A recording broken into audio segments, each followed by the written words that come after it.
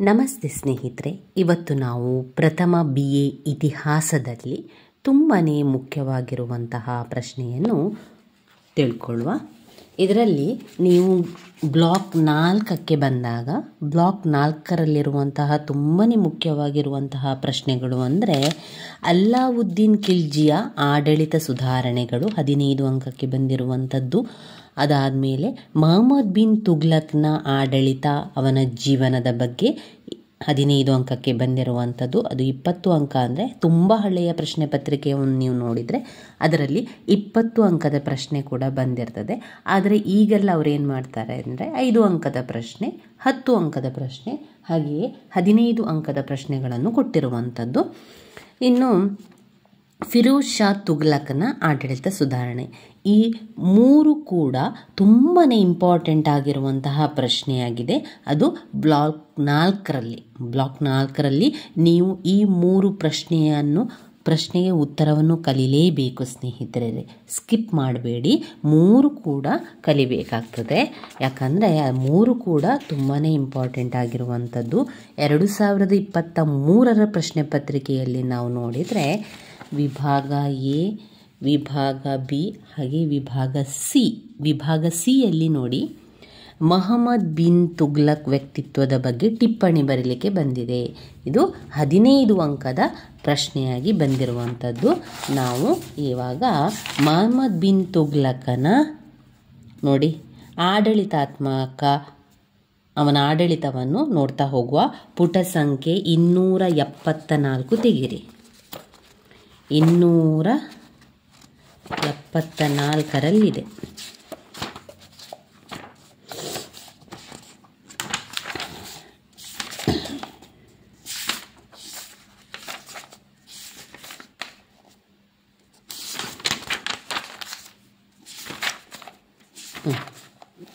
ಇಲ್ಲಿದೆ ನೋಡಿ, ಮೊಹಮ್ಮದ್ ಬಿನ್ ತುಘ್ಲಕ್ಕಿದ್ದು 274ರ ಪುಟ ಸಂಖ್ಯೆಯಲ್ಲಿ ತುಂಬಾ ಮುಖ್ಯವಾಗಿರುವಂತಹ ಪ್ರಶ್ನೆ ಉತ್ತರ. ಇದನ್ನು ಸ್ಕಿಪ್ ಮಾಡಬೇಡಿ. ಹಲವು ಪ್ರಶ್ನೆ ಪತ್ರಿಕೆಯಲ್ಲಿ ಕೇಳಿರುವಂತಹ ಪ್ರಶ್ನೆ. ಮೊಹಮ್ಮದ್ ಬಿನ್ ತುಘ್ಲಕ್ನ ವಿದ್ಯಾರ್ಹತೆ ಬಗ್ಗೆ ತಿಳ್ಕೊಳ್ಳುವ. ಅವನೇನೆಲ್ಲ ಕಲ್ತಿದ್ದಾರೆ, ಮೊಹಮ್ಮದ್ ಬಿನ್ ತುಘ್ಲಕ್ ಅವರು ಏನೆಲ್ಲ ತಿಳ್ಕೊಂಡಿದ್ದಾರೆ, ಅವರು ಏನೆಲ್ಲ ಸಾಧನೆಯನ್ನು ಮಾಡಿದ್ದಾರೆ, ಅವರ ಆಡಳಿತವನ್ನು ಯಾವ ರೀತಿ ಮಾಡ್ಕೊಂಡು ಹೋಗಿದ್ದಾರೆ, ಅವೆಲ್ಲವನ್ನು ಕೂಡ ನಾವು ಇದರಲ್ಲಿ ತಿಳಿತಾ ಹೋಗುವ. ಮೊಹಮ್ಮದ್ ಬಿನ್ ತುಘ್ಲಕ್ ಅವರ ಮೊದಲ ಹೆಸರು ಫಕ್ರುದ್ದೀನ್ ಜನಾ ಖಾನ್. ಈತ ಗಿಯಾಸುದ್ದೀನ್ ತುಘ್ಲಕ್ನ ಮಗ. ಮೊದಲಿಗೆ ಖುಸ್ರುವ್ ಶಾನ್ ಕೈಕೆಳಗೆ ಕುದುರೆಗಳ ಯಜಮಾನನಾಗಿ ನೇಮಕಗೊಂಡವನು. ಇದು ಅವರ ಪ್ರಗತಿ ಪಥದಲ್ಲಿ ಹೊಂದಿದ ಪ್ರಥಮ ಹುದ್ದೆಯಾಗಿತ್ತು. ಕುದುರೆಗಳ ಯಜಮಾನನಾಗಿ ನೇಮಕಗೊಂಡಿರುವಂಥದ್ದು. ಇವರು ಖುಸ್ರು ಶಾನನ್ನು ಅಧಿಕಾರದಿಂದ ಹೊರದೂಡುವಲ್ಲಿ ತನ್ನ ತಂದೆಗೆ ಬೆಂಬಲಗನಾಗಿ ನಿಂತು ಯಶಸ್ವಿಯಾದನು. ಮಹತ್ವಾಕಾಂಕ್ಷಿಯಾದ ಈತನು ದೆಹಲಿ ಸಿಂಹಾಸನ ಪಡೆಯುವ ಸಾಧ್ಯತೆಯನ್ನು ಕಂಡುಕೊಂಡನು.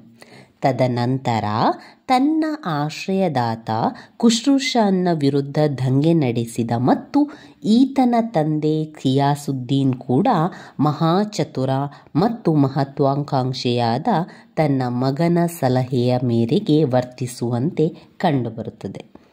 ಇವರ ತಂದೆಯು ಇವನನ್ನು ಉತ್ತರಾಧಿಕಾರಿಯನ್ನಾಗಿ ಮಾಡಿ ಉಲಘ ಖಾನ್ ಎಂದು ನಾಮಕರಣಗೊಂಡನು.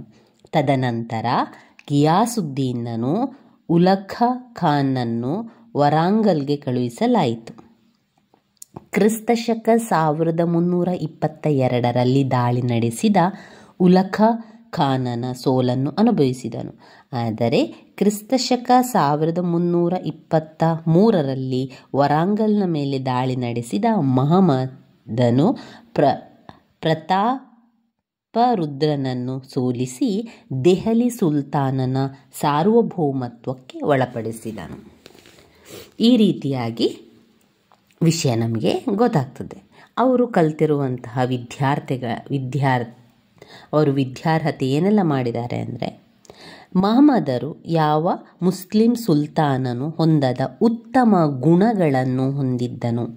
ಅವನಿಗಿದ್ದ ಜ್ಞಾಪಕ ಶಕ್ತಿ ಅದ್ಭುತವಾದುದು. ಖಗೋಳಶಾಸ್ತ್ರ, ತರ್ಕಶಾಸ್ತ್ರ, ತತ್ವಶಾಸ್ತ್ರ, ಗಣಿತಶಾಸ್ತ್ರದಲ್ಲಿ ವಿದ್ವಾಂಸನಾಗಿದ್ದ. ಅವನು ಪರ್ಷಿಯನ್ ಮತ್ತು ಅರೇಬಿಕ್ ಭಾಷೆಗಳಲ್ಲಿ ಪಾಂಡಿತ್ಯವನ್ನು ಹೊಂದಿದ್ದನು.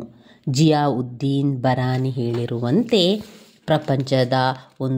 ಮಹಮ್ಮದರೊಬ್ಬ ಪ್ರಪಂಚದ ವಿಶಿಷ್ಟ ಸೃಷ್ಟಿ. ದೆಹಲಿಯನ್ನು ಆಳಿದ ಸುಲ್ತಾನರಲ್ಲಿ ಮಹಮ್ಮದ್ ಬಿನ್ ತುಘ್ಲಕ್ ಅತ್ಯಂತ ವಿದ್ಯಾವಂತರಾಗಿದ್ದರು. ಈ ಥರ ವ್ಯಕ್ತಿತ್ವ ಓದುಗರ ಹಾಗೂ ವಿದ್ವಾಂಸರ ಮೇಲೆ ಪ್ರಭಾವ ಬೀರುವಷ್ಟು ಮತ್ತಾವ ಸುಲ್ತಾನನೂ ಬೀರುವುದಿಲ್ಲ. ಅವರ ರಾಜನೀತಿ ಹೇಗಿತ್ತು? ಮಹಮ್ಮದ್ ಬಿನ್ ಅವರ ರಾಜನೀತಿ ಆಡಳಿತಾತ್ಮಕ ಕ್ಷೇತ್ರದಲ್ಲಿ ಕೆಲವು ಪ್ರಯೋಗಗಳನ್ನು ಕೈಗೊಳ್ಳುವುದಕ್ಕೆ ಪೂರ್ವದಲ್ಲಿ ಎಲ್ಲ ಕ್ರಮಗಳಿಗೆ ತಳಹದಿಯಾಗಿರುವ ರಾಜತ್ವ ರೂಪವನ್ನು ಕೊಟ್ಟರು. ಮಹಮ್ಮದನ ರಾಜತ್ವವೆಂದರೆ ಸುಲ್ತಾನನ ರಾಜ, ಅಂದರೆ ಭೂಮಿಯ ಮೇಲಿನ ದೇವರ ಪ್ರತಿನಿಧಿ ಎಂದು ನಂಬಿದ್ದರು. ಅವನು ಹೊರಡಿಸಿದ ನಾಣ್ಯಗಳಲ್ಲಿ ಸುಲ್ತಾನ, ದೇವರ ಪ್ರತಿನಿಧಿ ಎಂದು ಮುದ್ರಿಸಲಾಗಿತ್ತು. ಮತ್ತೆ ಕೆಲ ನಾಣ್ಯಗಳಲ್ಲಿ ಯಾರು ಸುಲ್ತಾನನಿಗೆ ವಿಧೇಯರಾಗಿದ್ದಾರೋ ಅವರು ದೇವರಿಗೆ ವಿಧೇಯರಾಗಿರುತ್ತಾರೆ ಎಂದು ಮುದ್ರಿಸಲಾಗಿತ್ತು. ಹಾಗಾಗಿ ನಾಣ್ಯಗಳಲ್ಲಿ ಖಲೀಫರ ಬಗ್ಗೆ ಯಾವ ಸುಳಿಯೂ ಕೂಡ ಕಂಡುಬರುವುದಿಲ್ಲ. ಆದರೆ ಮಹಮ್ಮದರ ರಾಜ್ಯಭಾರದ ಕೊನೆಯ ಅವಧಿಯಲ್ಲಿ ಸುಲ್ತಾನನು ತನ್ನ ತಪ್ಪನ್ನು ಮನಗಂಡು ನಾಣ್ಯಗಳಲ್ಲಿ ಖಲೀಫನ ಹೆಸರನ್ನು ಮುದ್ರಿಸಲಾಯಿತು. ಸುಲ್ತಾನನ ಎಲ್ಲ ಆಜ್ಞೆಗಳೂ ಸಹ ಖಲೀಫನ ಹೆಸರಿನಲ್ಲಿ ಹೊರಡಿಸಲಾಯಿತು. ಅವರ ಆಡಳಿತದ ಪ್ರಯೋಗಗಳು ಯಾವ ರೀತಿಯಲ್ಲಿ ಆಡಳಿತ ನಡೆಸಿದರು ಅಂದರೆ, ಭೂಕಂದಾಯದಲ್ಲಿ ಸುಧಾರಣೆಗಳನ್ನು ಮಾಡಿದರು. ಪ್ರದೇಶಗಳಲ್ಲಿ ತೆರಿಗೆಯ ಹೆಚ್ಚಳಗಳನ್ನು ಮಾಡಿದರು. ರಾಜಧಾನಿಯ ಬದಲಾವಣೆಗಳನ್ನು ಮಾಡಿದರು. ಕೃಷಿ ಇಲಾಖೆಯ ಆರಂಭ ಮಾಡಿದರು. ಸಾಂಕೇತಿಕ ನಾಣ್ಯವನ್ನು ಚಲಾವಣೆಯನ್ನು ಮಾಡಿದರು. ಸಾಂಕೇತಿಕ ನಾಣ್ಯಗಳ ರದ್ದನ್ನು ಕೂಡ ಮಾಡಲಾಯಿತು. ಸೈನಿಕ ಆಕ್ರಮಣಗಳು ಕೂಡ ಆಯಿತು. ಮಹಮ್ಮದ್ ಬಿನ್ ತುಘ್ಲಕ್ರ ವ್ಯಕ್ತಿತ್ವ ಯಾವ ರೀತಿ ಆಯಿತು, ಅವರ ವ್ಯಕ್ತಿತ್ವ ಯಾವ ರೀತಿ ಇದೆ ಎಂಬುದನ್ನು ಕೂಡ ಇಲ್ಲಿ ಕೊಟ್ಟಿದ್ದಾರೆ. ಆಮೇಲೆ ಮಹಮ್ಮದ್ ಅವರ ಆಡಳಿತ ವೈಫಲ್ಯಕ್ಕೆ ಕಾರಣ ಏನಾಯಿತು, ಯಾಕೆ ಅವರು ಮಾಡಿದಂತಹ ಆಡಳಿತಗಳೆಲ್ಲವೂ ಅವರ ಒಂದು ವೈಫಲ್ಯಕ್ಕೆ ಕಾರಣವಾಯಿತು ಅಂತ ಎಲ್ಲವೂ ಕೂಡ ಕೊಟ್ಟಿದ್ದಾರೆ. ಇದೀಗ ಮೊದಲಿಗೆ ಅವರ ಆಡಳಿತ. ಅಲ್ಲಿ ಇವರು ಕೊಟ್ಟಿರುವಂತಹ ಪ್ರಶ್ನೆ ಅಂದರೆ ಮಹಮ್ಮದ್ ಬಿನ್ ತುಘ್ಲಕರ ವ್ಯಕ್ತಿತ್ವದ ಬಗ್ಗೆ ಕೇಳಿದ್ದಾರೆ. ಮೊದಲು ನಾವು ವ್ಯಕ್ತಿತ್ವದ ಬಗ್ಗೆ ತಿಳ್ಕೊಳ್ಳೋ, ಏನೆಲ್ಲ ಅವರ ವ್ಯಕ್ತಿತ್ವ ಅಂತ.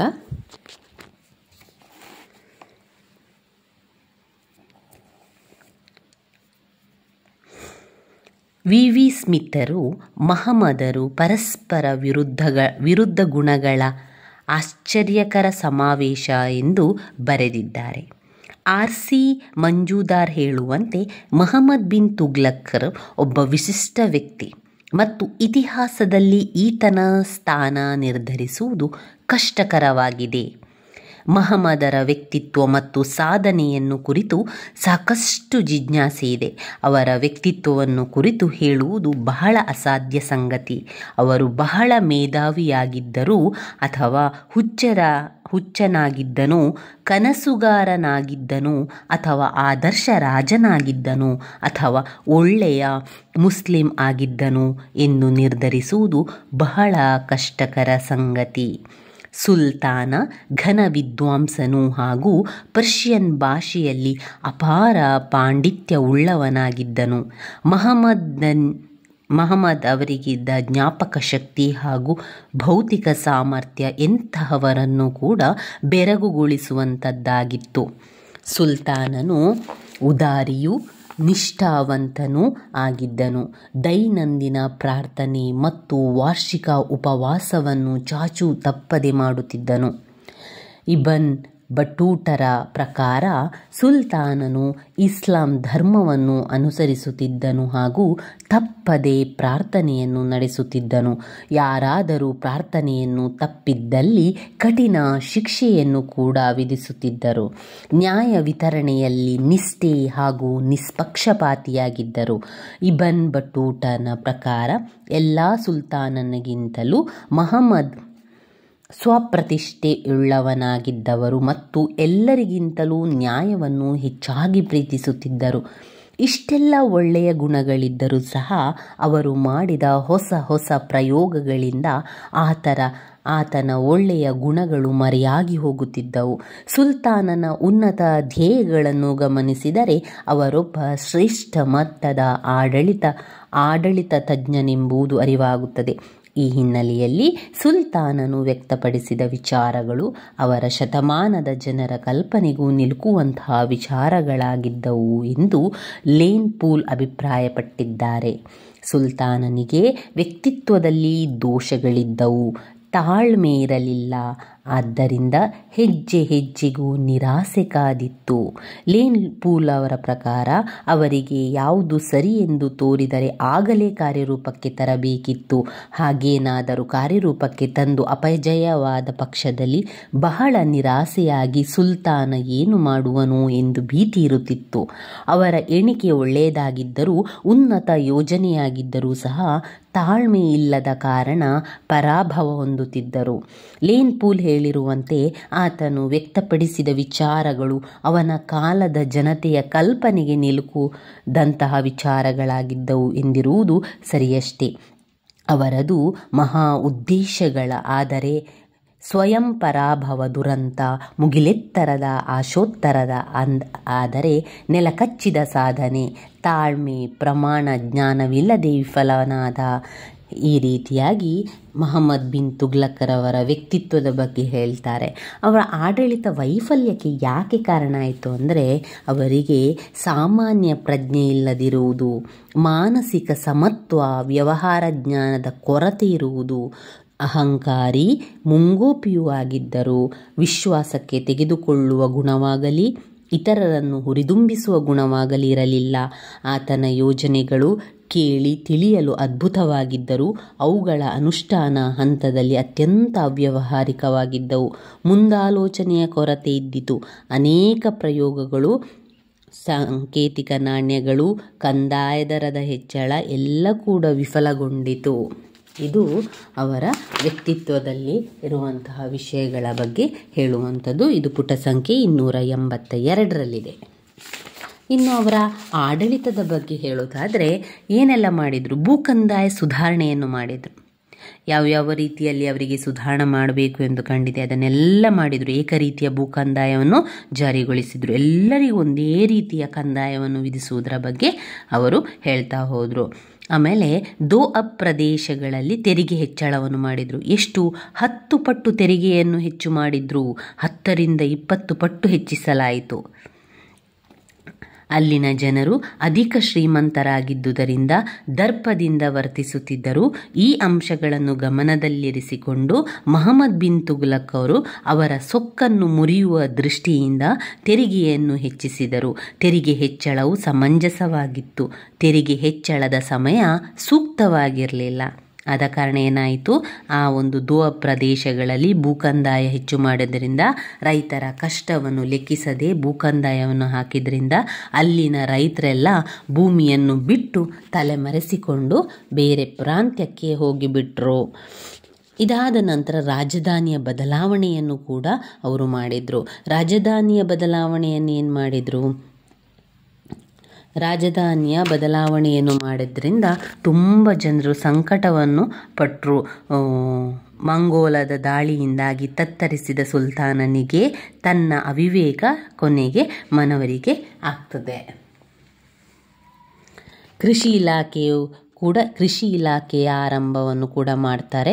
ಅದಾದ ಮೇಲೆ ಸಾಂಕೇತಿಕ ನಾಣ್ಯ ಚಲಾವಣೆಯನ್ನು ಮಾಡ್ತಾರೆ. ಇದನ್ನೆಲ್ಲವೂ ಕೂಡ ನೀವು ಅದರೊಳಗಿರುವಂಥ ವಿಷಯಗಳನ್ನು ಓದ್ತಾ ಹೋಗಿ ಸ್ನೇಹಿತರೆ.